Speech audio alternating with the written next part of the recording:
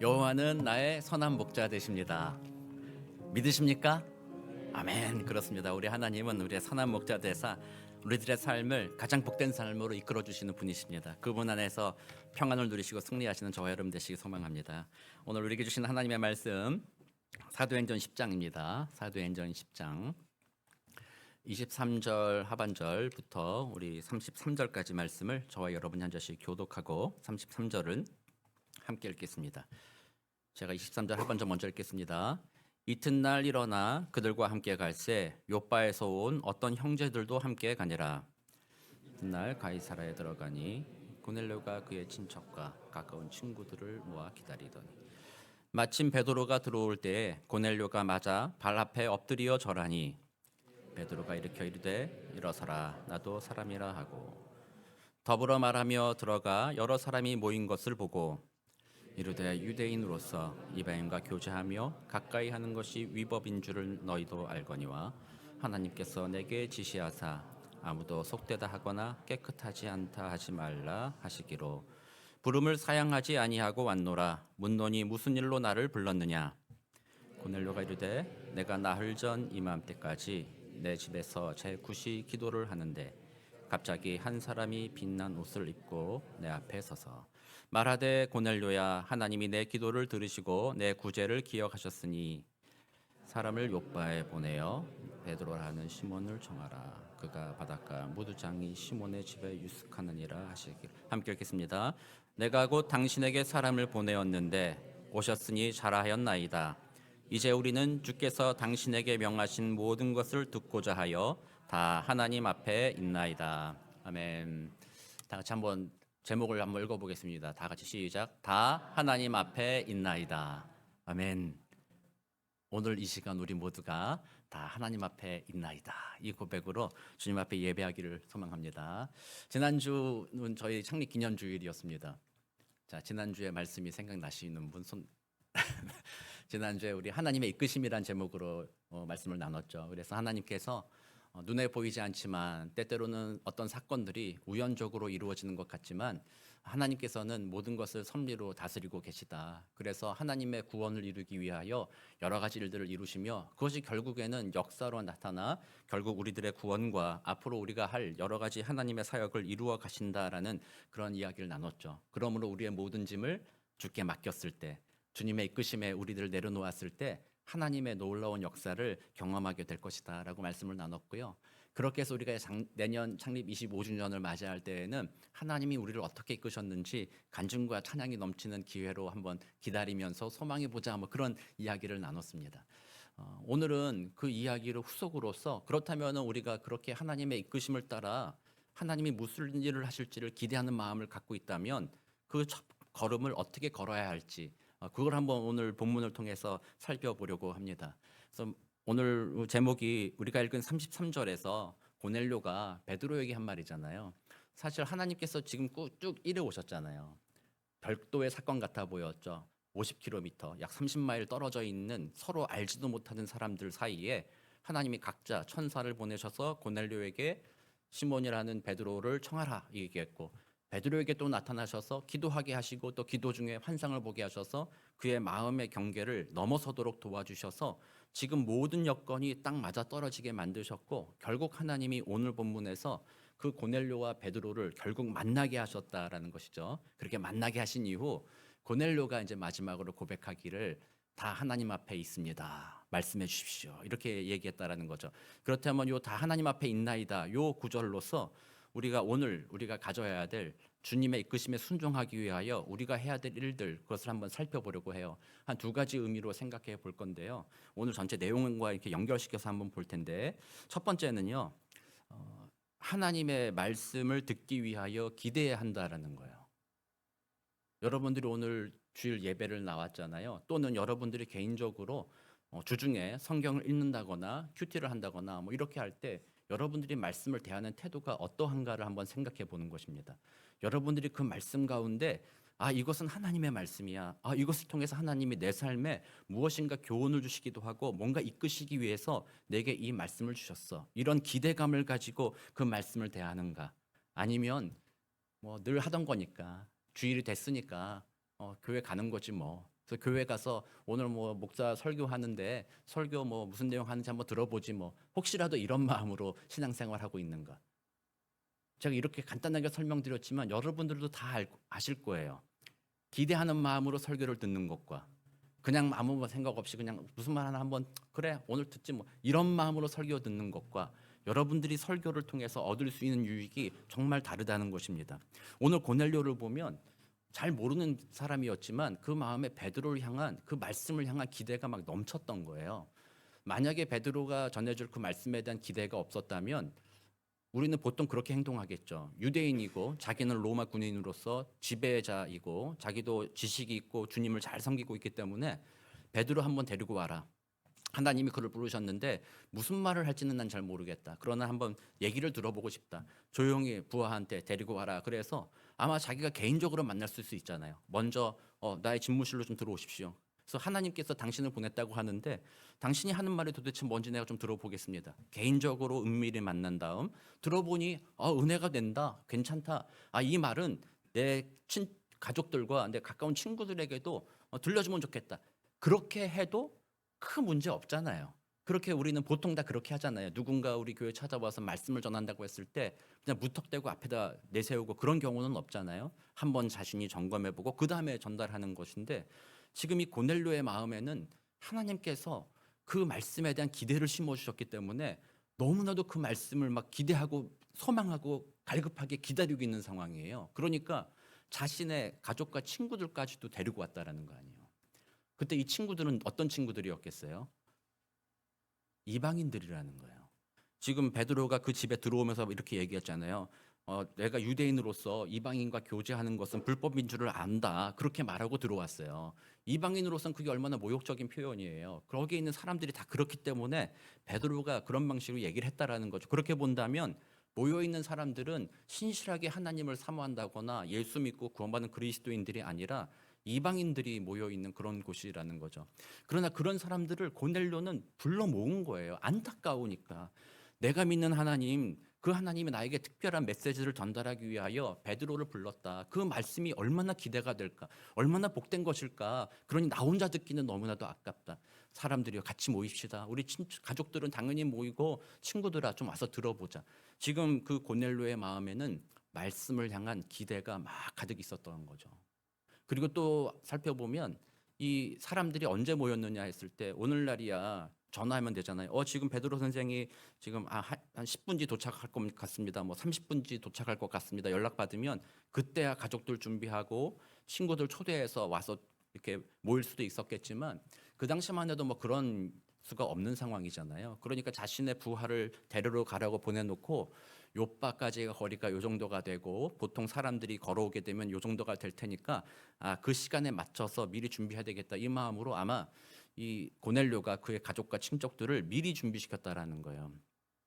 아마 전날 준비했을 거예요. 전날 도착할 줄 알고. 그런데 밤이 지나도록 오지 않으니까 그 다음날 도착할 거라 예상하고 그 다음날 아침부터 그들을 불러 모았다라는 거죠. 그러나 베드로가 도착한 시각은 고넬료가 그를 맞으면서 나흘 전 이맘때라고 했는데 그때 기도할 때가 제 6시였고 오후 3시라는 말이었죠. 오후에 도착했다라는 거예요. 그러나 그 오후가 되기 전에 전날부터 그 가족들을 미리 다 준비시켜 놓은 거예요. 데려다 놓은 거죠. 그 말씀이 얼마나 귀중한 말씀일까 기대하는 마음으로 당신들이 오늘 중요한 일이 있고 약속이 있었다 할지라도 그런 것보다 더 중요한 일이 여기 있습니다. 와서 이 말씀을 같이 들었으면 좋겠습니다. 이 마음으로 언제 도착할지를 모르는 그 베드로를 향하여 친구들을 모아놓고 기다리고 있었다라는 거죠. 그렇게 보았을 때 고넬료의 마음에는 어떤 마음이 들었습니까? 그 메시지가 정말로 나를 살리겠구나. 그 메시지가 정말로 내게 유익하겠구나. 그 메시지가 정말로 중요하겠구나. 그 기대하는 마음을 가지고 베드로를 기다렸다라고 말하는 거죠. 그래서 말씀을 받으려는 마음, 말씀에 대한 기대하는 그 마음, 그것이 우리 고넬료를 통해서 하나님께서 우리에게 말씀하시는 거예요. 예수님께서도 비유로서 말씀해 주신 적 있잖아요. 씨 뿌리는 자의 비유. 뭐 오늘이야 뭐 이렇게 땅을 파고 거기 하나씩 심고 뭐 이렇게 해서 농사를 지어 가지만 그 당시만 해도 그냥 씨를 이렇게 가방에 넣어가지고 보따리 같은 데 넣어가지고 그냥 길에 막 뿌리는 거죠. 그냥 밭에다 막 뿌리다 보면 어떤 거는 길가에 떨어지고 어떤 것은 돌밭에 떨어지고 어떤 것은 가시떨기가 있는 곳에 떨어지고 어떤 것은 예비했던 밭에 떨어지기도 한다. 그 이야기를 말씀하셨잖아요. 뭐 그 의미가 무엇인지는 이미 여러분들이 많이 아실 거라 생각하지만 간단하게 소개하면 길가에 떨어졌다라는 거는요. 말씀을 아예 안 받는다는 거였어요. 말씀이 떨어지자마자 뭐 한다고요? 새가 와서 먹어버린다는 거예요. 그 말씀이 내 마음에 전혀 역사하지 않는다는 거죠. 그런 태도를 가진 사람들이 있다는 겁니다. 주일날 설교를 듣는다거나 보통 성경을 읽을 때 그런 태도로 성경을 대하는 경우들이 있죠. 아예 마음을 닫아놓고 있습니다. 제가 고백했듯이 제가 젊은 시절에 그랬다라는 거죠. 말씀 가운데 은혜를 누리고 하나님이 내게 무슨 말씀을 할까를 기대하기보다 저 앞에 목사가 말을 좀 잘하나? 나 좀 감동시키나? 저 말이 논리적으로 맞는 말인가? 정확한 정보를 전달하고 있나? 이런 것들을 생각하는 것, 그것이 내 삶의 설교를 듣는 목적이었어요. 그래서 하나님이 내게 말씀하옵소서는 기대가 전혀 없었어요. 어떻게 하면 내가 저거 찾아낼까? 어떻게 하면 그렇게 할까? 그래서 그 마음의 깊은 곳에는 뭐가 있어요? 한편으로는 열등감, 한편으로는 교만함이 있었던 거죠. 내가 그걸 찾아내면 내가 더 나은 사람 같아 보이니까. 다른 사람들한테, 친구들한테 야, 너 좀 똑똑하다 이런 얘기 들으니까 뭐 그런 것들 때문에 말씀을 들어도 말씀을 아예 안 받는 겁니다. 교회 여러분들 예배 나오고 성경 읽을 때도 그런 식으로 말씀을 듣기도 대할 때도 있잖아요. 아예 오늘 설교 말씀에 대한 기대가 전혀 없는 태로 그냥 시간 때우다 가야겠다 뭐 이런 마음으로. 내가 교회 나오는 이유는 가정의 평화이지. 그냥 자리 채우는 거 정도만 했지 뭐. 제가 정죄하고 그런 건 아닙니다. 그것도 의미가 있습니다. 그러다가도 언젠가 변화되니까 우리는 기다리는 거죠. 그러나 오늘 말씀을 통해서 여러분들께 권면하는 게 첫 번째 그거예요. 그런 길가에 뿌린 마음, 요즘에 그런 마음들이 너무나도 많다라는 거예요. 그래서 그것은 우리에게 전혀 은혜가 되지 않죠. 말씀이 뿌리 내릴 수가 없습니다. 예배 끝나면 말씀이 이미 공중분해되어 있습니다. 예배 끝나면 이미 말씀이 내 안에 어디 왔었는지도 뭔 얘기했는지도 기억이 안 나고 그냥 사라져버리고, 기억나는 건 뭐예요? 주일날 여기에 앉았다 갔다라는 것만 기억나는 거죠. 지난주에 왔다라는 것만 기억나는 태도. 그게 첫 번째 예수님 말씀하신 거예요. 두 번째는 돌밭이라고 했죠. 돌밭은 말씀에 잠깐 은혜가 있어요. 여러분들이 여기 앉아가지고 앞에서 말하는 사람의 이야기를 들으면 때로는 은혜가 있죠. 그러나 삶의 자리에서 불편함이 다가왔을 때, 환난과 핍박이 다가왔을 때는 그 말씀을 버리는 사람이라는 거죠. 그래서 말씀을 자신의 유익을 위해서만 택하는 사람들이 바로 돌밭에 떨어졌다라는 겁니다. 어쩌면 신앙생활하면 우리도 그렇게 태도할 수 있죠. 말씀 예배드릴 때는 말씀의 은혜가 나서 제가 했었던 것처럼 예전에는 막 수련회 가면 눈물 막 흘립니다. 눈물 콧물 쏟고 주님의 은혜, 주님만이 최고입니다. 막 그랬다가도 수련회만 내려가면 언제 그랬냐? 수련회장에서나 주님이지. 뭐 세상 속에서는 주님은 나의 주님이 아니다. 나의 주님은 따로 있다.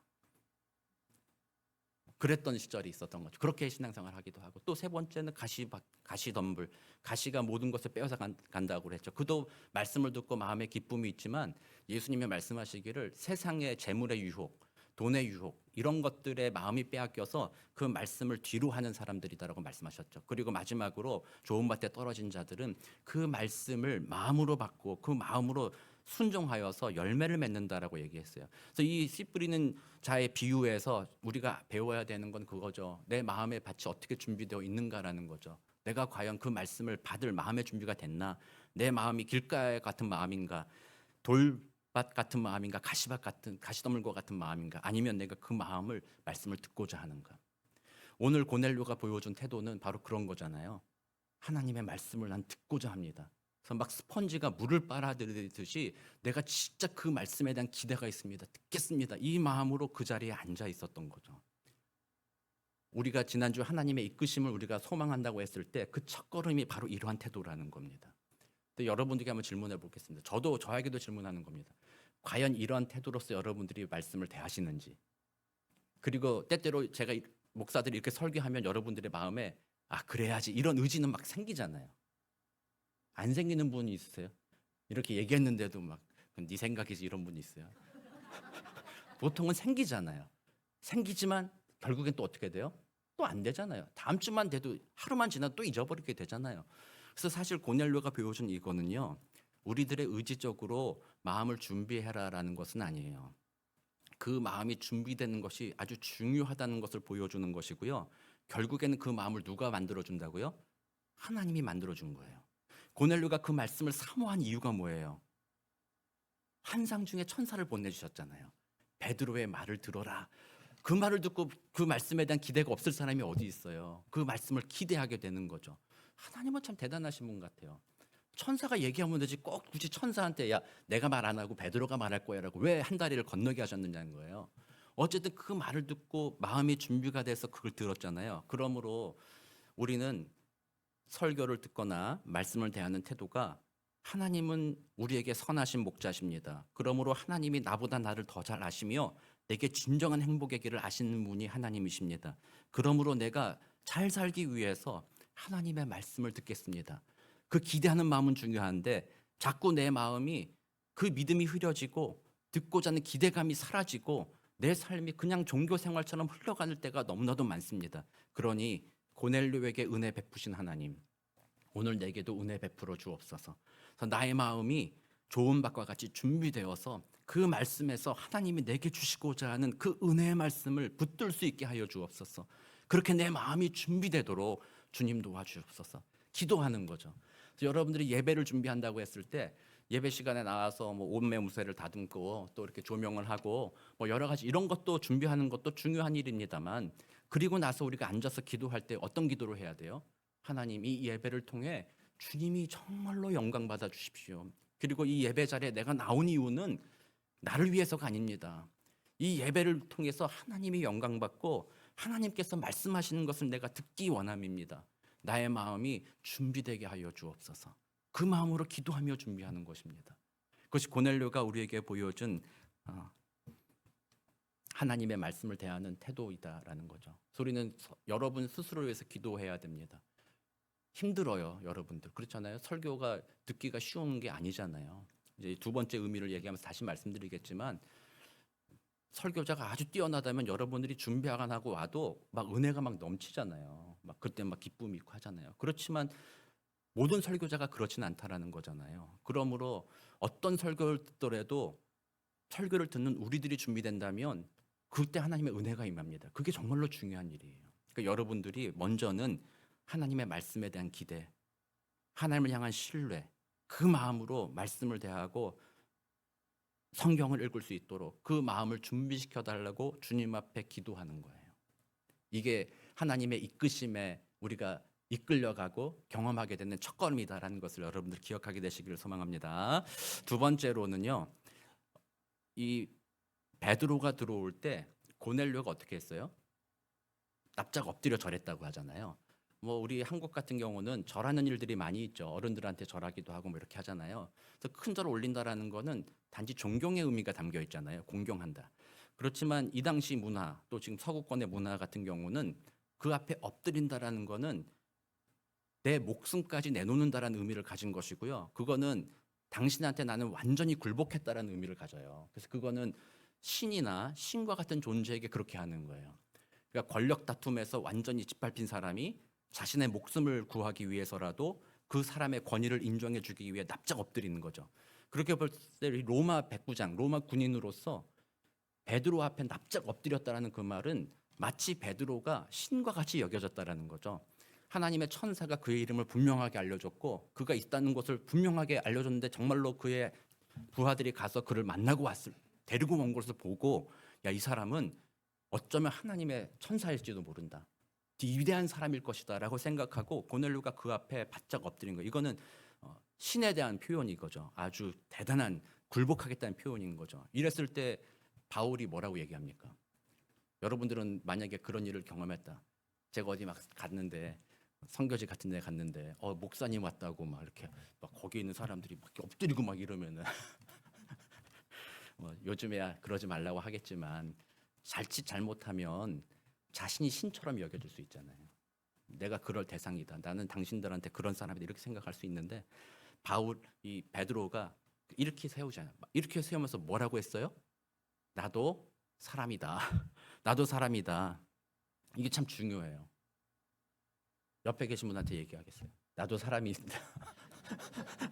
나도 사람입니다. 이 두 가지 의미를 가지고 있어요. 나도 사람이다라는 게 두 가지 의미가 있어요. 나도 연약한 죄인이다라는 걸 고백하는 거예요. 나도 신이 아닙니다. 나도 사람입니다. 또 한 가지는 옆에 있는 사람이 나도 사람이다 하면 당신이나 나나 동병상련 같다라는 걸 말하기도 하는 거예요. 겸손해지는 거죠. 그렇게 어떤 베드로가 말하기를 나도 사람이다 이렇게 얘기했어요. 그렇다면 고넬료가 그 말을 듣고 좀 놀랐겠죠. 아 그렇구나. 이 베드로가 천사가 아니구나. 아 저 사람도 사람이구나. 아 그러면 하나님 말씀을 내가 어디서 듣지? 하나님 말씀 들어야 되는데 그러면 베드로 선생님 잘 오셨습니다. 기도합시다. 천사가 나타나서 하나님의 말씀을 듣게 해줄 줄 누가 압니까? 사람인 우리들이 마음을 다하여 기도하면 하나님이 천사를 통해서 말씀하시겠죠. 기도합시다. 당신이 왔으니 잘 됐습니다. 당신은 기도의 용사 아닙니까? 기도 한번 합시다. 뭐 이렇게 할 수 있었을 텐데 그 고넬료가 들어가면서 사람들에게 말하고 소개를 했겠죠. 그리고 베드로에게 말하기를 하나님이 당신에게 명령한 것이 있지 않습니까? 우리가 그것을 듣기를 원하는데 우리가 지금 다 하나님 앞에 있습니다라고 고백하는 거예요. 그렇다면 그 말은 뭐예요? 사람인 당신을 통해서 하나님이 우리에게 말씀하신다라는 거죠. 다시 말하면 당신의 말이 하나님의 말씀이라고 나는 믿는다라고 얘기하는 거예요. 그 사람을 통해서 하나님의 말씀이 들려진다라고 믿는 거죠. 그 고백을 한 거예요. 그렇다면 오늘날 여러분들이 잘 생각해 보세요. 오늘날 이 바울과 같이 하나님의 말씀을 대언하는 그 사람, 그게 누구예요? 목사예요. 목사, 설교자라고 말할 수 있어요. 그러니까 설교자에 대해서 여러분들이 그렇게 생각하는 거예요. 하나님의 말씀을 대언하고 있다. 아멘. 안 그렇게 생각하시나 보다.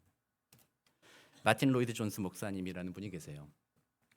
원래는 의사였었죠. 그러다 이제 나중에 목사님이 되셔서 복음주의권에 우리가 신앙하는 복음주의권에 아주 큰 영향력을 끼치신 분이에요. 그래서 우리 한국교회 특히 장로교단에서는 이 마틴 로이드 존스 목사님을 아주 훌륭한 선생으로 여기고 많이 인용을 하기 때문에 여러분들이 많이 들어보셨을 거예요. 근데 이분이 쓰신 책 중에 하나가 목사와 설교라는 책이 있어요. 목사와 설교. 아주 꽤 두꺼운 책인데 그 당시 사회적인 문화를 분석하고 성경적으로 옳은 얘기를 하신 거예요. 근데 그 책에서 이런 표현을 하나 해요. 설교자를 강연자나 심리학자가 아닌 하나님의 대사로 회복시키는 것이 오늘날 필요하다. 여러분들은 설교자를 강연자로 여긴다라는 거예요. 오늘날의 사람들이. 특히 요즘에는 옛날에 이 로이드 존스 목사님 시절에는 유튜브도 없었어요. 그때는 TV가 완전히 깔렸죠. TV가 사람들의 삶을 바꾸기 시작했어요. 그래서 그 당시 뭐 50년대, 60년대는 TV 전도자들이 막 나타났잖아요. 그러니까 TV 속에 나오는 강연자들을 본 거예요. 그러나 오늘날은 그게 더 폭발해 버렸죠. 유튜브를 통해서 모든 사람이 강연자가 되어 갔어요. 그래서 모든 사람들이 다 강연자를 보는 거예요. 그리고 그 강연자를 볼 때 스스로 판단하기 시작하는 거죠. 저 강연하는 저 사람은 참 말 잘해. 아유 내 마음에 참 와닿아. 저 사람은 훌륭한 사람이야. 저 사람 얘기 들어봐야 되겠다. 이렇게 생각하고 좀 부족한 사람이 있으면 저 사람은 좀 아닌 것 같아. 스스로 판단하기 시작하는 거죠. 강연자로 대한다라는 거는 자신의 필요와 자신의 기호에 따라서 그 앞에서 말하는 사람을 평가하는 것입니다. 그리고 그가 말하는 정보를 나의 유익을 위해서 취사 선택할 수가 있어요. 그게 강연자를 대하는 태도죠. 그러나 하나님의 말씀을 대언하는 설교자는 그것과는 다르다라는 거예요. 설교자는 강연자와 다른 것입니다. 하나님께서 설교자를 사용하여 주셔서 여러분들에게 하나님의 말씀을 선포하고 있다라는 거예요. 그래서 예배가 무너지고 말씀이 무너지는 이유는 설교자를 강연자로 대하기 때문이에요. 그래서 여러분들이 설교를 들을 때도 강연자로 대하다 보면 설교자의 부족한 점과 단점 그런 것들만이 더 눈에 띄기 시작하고요. 그래서 아까 말씀에 대한 기대 이런 것보다는 말씀 속에 잘못된 정보라든지 논리적인 흐름이 잘못되었다라든지 말실수하는 것은 없는지 그런 것들에만 관심을 갖게 돼서 결국 설교의 평가자가 되어버리는 거죠. 그래서 말씀이 전혀 마음에 뿌리를 내릴 수가 없어요. 평가자가 되어주는 순간부터는 그 평가자의 논리적인 기준은 뭐예요? 내가 위에 있다는 거죠. 내가 평가한다. 그래서 그 말씀의 은혜가 그 마음을 뚫고 들어가지를 못한다라는 거죠. 그래서 오늘날 말씀은 홍수와 같이 흘러 넘치잖아요. 유튜브에 얼마나 많은 말씀들이 있습니까? 말씀을 다 듣지만 여러분들의 삶에 그 말씀이 생명력 있게 막 드러나는 경우들이 별로 없는 이유는 그 말씀을 대원하는 설교자들에 대한 여러분들의 태도가 어쩌면 강연자를 대하는 태도를 가지고 있기 때문에 그런 것이다라고 말할 수 있는 거죠. 그래서 여러분들 가만히 생각해 보십시오. 정말로 제가 오늘 설교하는 이것이 이승영 목사의 개인적인 의견이라, 이승영 목사가 그냥 생각하고 그가 생각한 삶의 기준을 그냥 이야기하는 것이다라고 여러분들이 생각한다면 여러분들은 분명히 이 설교를 판단하고 있는 것이 될 것이고, 그런 태도로서는 말씀 가운데 전혀 은혜를 누리지 못할 것이라는 거예요. 그래서 여러분들 힘들지만 그렇게 해야 돼요. 저 이승영 목사 생긴 거 좀 저렇게 생기고 말도 좀 저렇게 하고 좀 뭐 부족하고 뭐 그렇게 해도 저 앞에서 강단에 서서 말씀을 전할 때에는 하나님의 말씀을 전하는 하나님의 대언자이다. 그러면 내 저 설교 말씀에 내가 마음을 무릎을 꿇겠다, 내려놓겠다, 이런 마음으로 여러분들이 그 말씀을 대하는 그런 태도를 가져야 된다라는 것이죠. 마틴 루터 존스 목사님의 그 책에서 이렇게 이야기합니다. 청중은 설교자를 판단하러 온 것이 아니라 말씀 앞에서 자신을 판단받으러 와야 한다라고 얘기합니다. 여러분들이 설교를 판단하는 자가 되지 않고 선포되어지는 말씀을 통해서 여러분들 스스로가 판단을 받아야 된다라는 겁니다. 그게 올바르다는 거, 그게 기독교 신앙이라는 겁니다. C.S. 루이스가 그런 얘기했잖아요. 제가 한번 소개해드렸잖아요. 심판석에 계신 하나님이라고 얘기한다고. 우리 모두가 포스트 모던 사회에 살면서 각자가 너무 다 잘났어요. 각자가 내가 진리다라고 주장하는 세대를 살아가죠. 나의 감정이 진리다, 내가 생각하는 것이 진리다, 내가 옳다, 내가 뛰어나다, 이런 것들 막 사람들이 그래 이러다 보니까 심지어 하나님보다도 높아지는 거죠. 그래서 예배나 말씀이나 어떤 걸 하든지 마음에 감흥이 없으면 별일 없는 것으로 취급하고, 내 생각과 조금만 다르면 틀렸다라고 생각하고, 그런 문화 속에 여러분들이 세상 속에 일주일 동안 지내기 때문에 그런 문화가 여러분들 마음에 계속 뿌려져 있는 거예요. 그리고 교회에서 저와 같이 말씀을 전하는 자를 하나님의 말씀을 대언하는 것으로 여겨라라고 말하면 여러분들은 어떤 생각이 들어요? 아멘 하고 싶어요? 아니면은 싫은데? 아닌 것 같은데? 어떤 생각이 더 드세요? 우리 장주다. 아멘 해주셔서 감사합니다. 싫은데 이런 생각이 사실 더 많이 들잖아요. 아닌 것 같은데, 저 목사 틀린 것 같은데. 그거는 시대 정신이에요. 여러분들 착각하면 안 됩니다. 그 여러분들 생각이라고 막 주장하고 나 그렇게 생각하는데 시대 정신이 그렇게 만들어간 거예요. 하나님 말씀 앞에 섰을 때 하나님은 끊임없이 사도들을 사용하셨고 제자들을 사용하셨고 계속되는 그 목회자와 사역자들을 사용하여 주셔서 하나님의 말씀을 대언하게 해주셨다. 그게 기독교 전통이에요. 기독교 신앙이에요. 그게 요즘에 흔들려 버리는 거예요. 그러니까 말씀 설교는 많지만 변화된 사람이 없는 이유는 말씀을 대하는 태도가 그렇기 때문이라는 거예요. 그러므로 여러분들이 다시 회복해야 합니다. 저 이승영 목사, 혹시라도 여러분들이 저 목사의 설교에 대해서 비판하거나 뭔가 부족하다라는 것을 이야기하고 싶을 때에는요, 그 뒤에 계신 하나님을 먼저 봐야 돼요.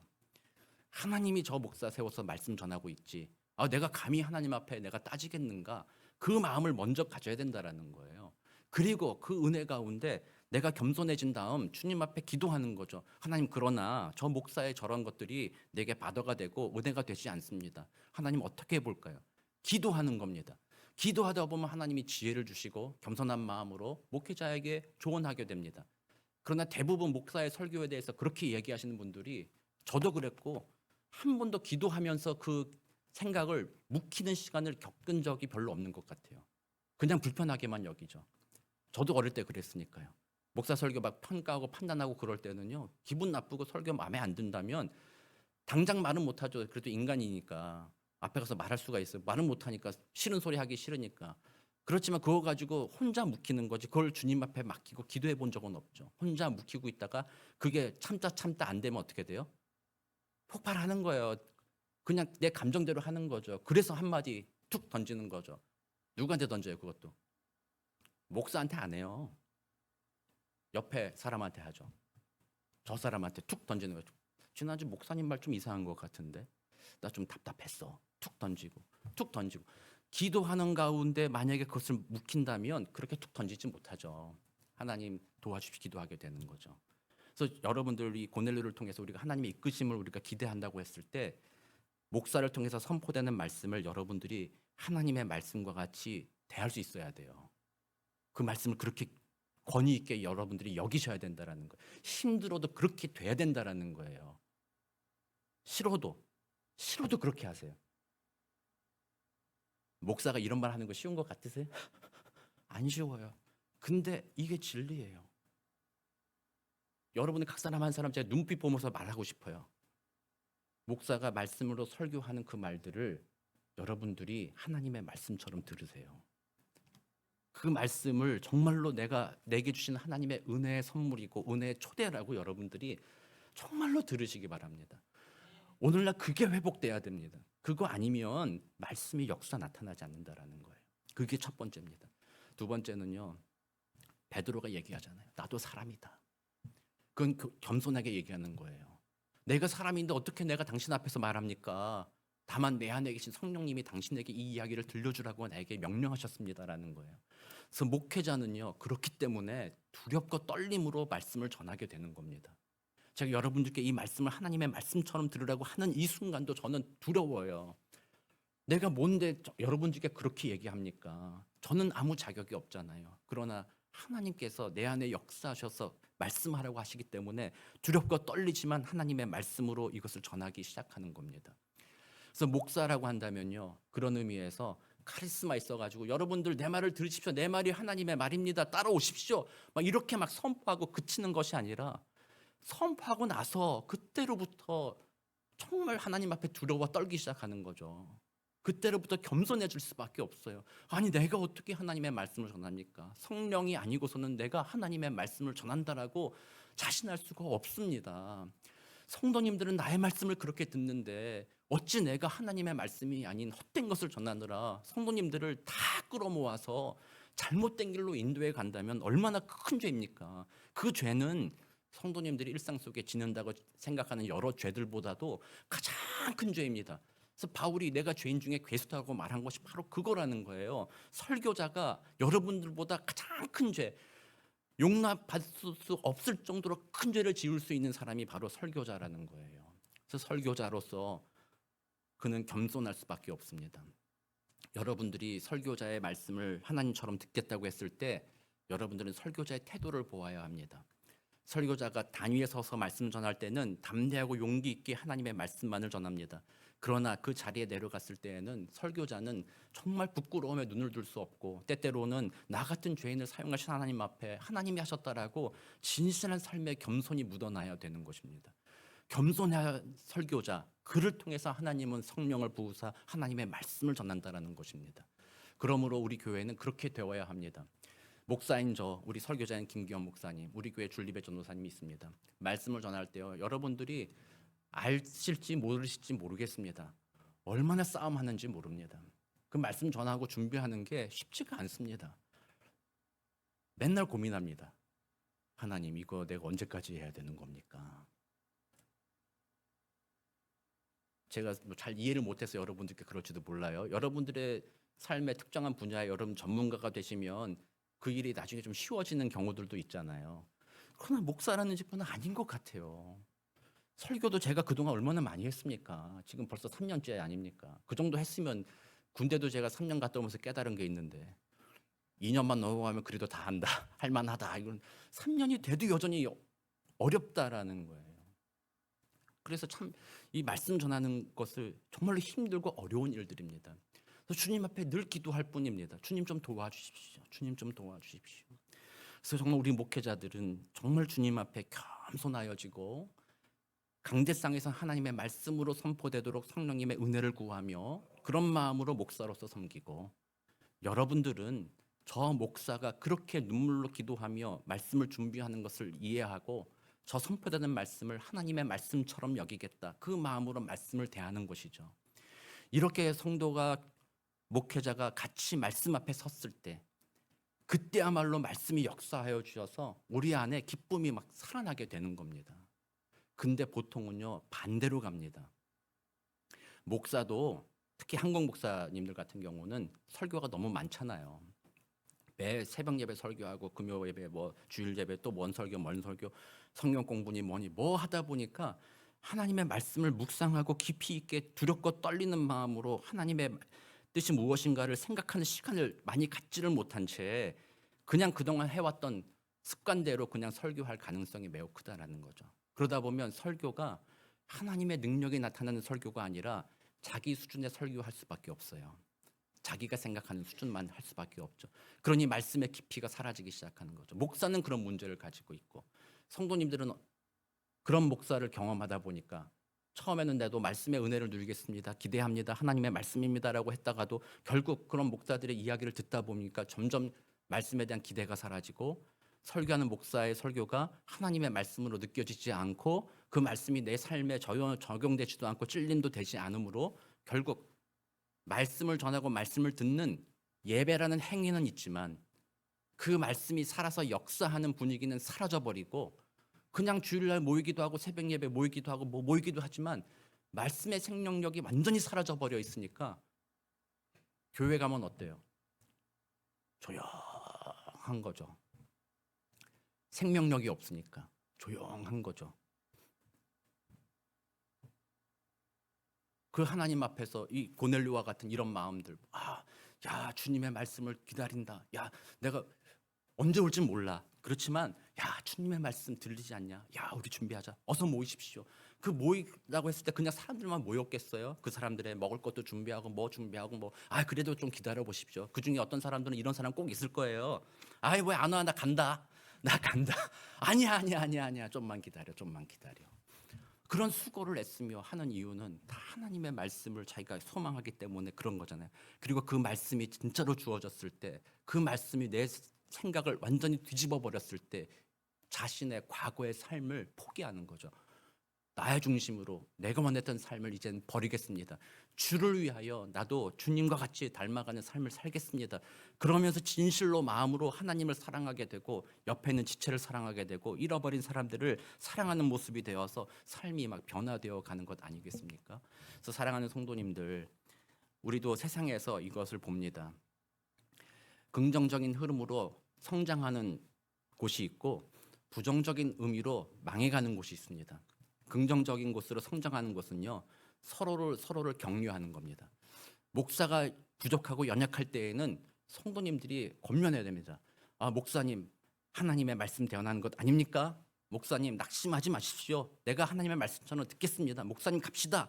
성도님들 그래야 되고 목회자는 성도님들께 하나님의 말씀으로 선포됩니다. 힘들지만 좀 들어보십시오. 그것에 맞춰봅시다. 서로 부족함을 인정하고 저도 말씀을 전하면 힘듭니다. 참 부족하기도 합니다.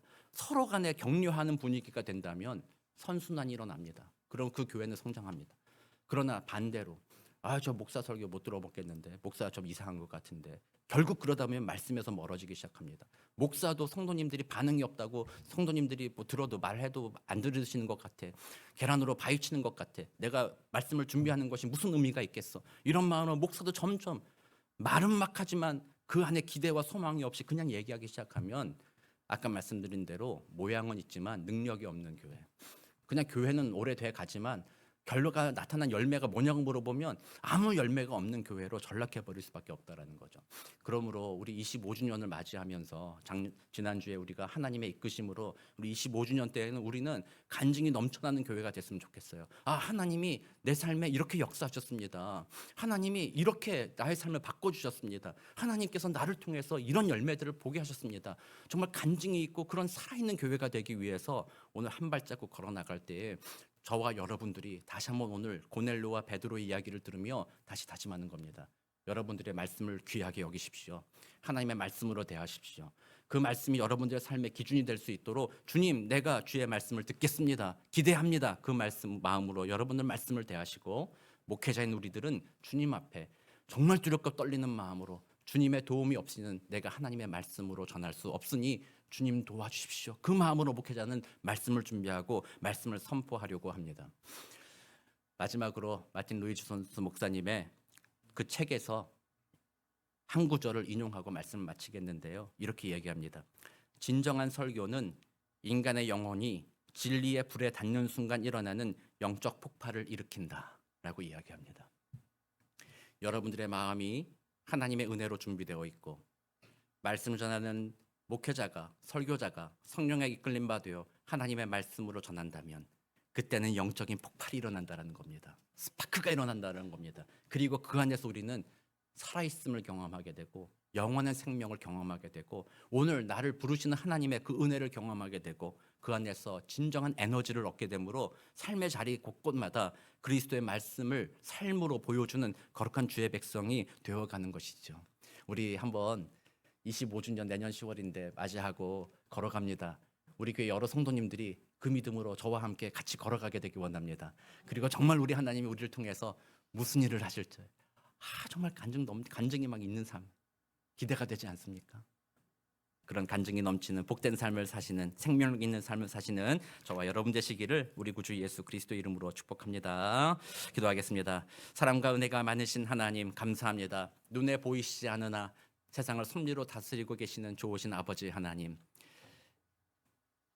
교회를 세우시고 말씀의 사역자를 세우셔서 그를 통하여 하나님의 말씀을 선포하시는 우리 하나님, 말씀의 사역자들이 성령 충만하여 하나님의 전능하신 말씀으로 선포하도록 주님 도와주시고 말씀을 듣는 모든 성도님들이 선포되는 하나님의 말씀과 성경책으로 주어진 하나님의 말씀을 진실한 하나님의 말씀으로 대하며 그 권위 아래 자신을 내려놓고 그 말씀에 순종하여 하나님이 예비하신 놀라운 복과 은혜를 누리는 우리 모두가 되도록 주님 은혜 더하여 주옵소서. 감사드리며 살아계신 우리 주 예수 그리스도의 이름으로 기도드립니다. 아멘.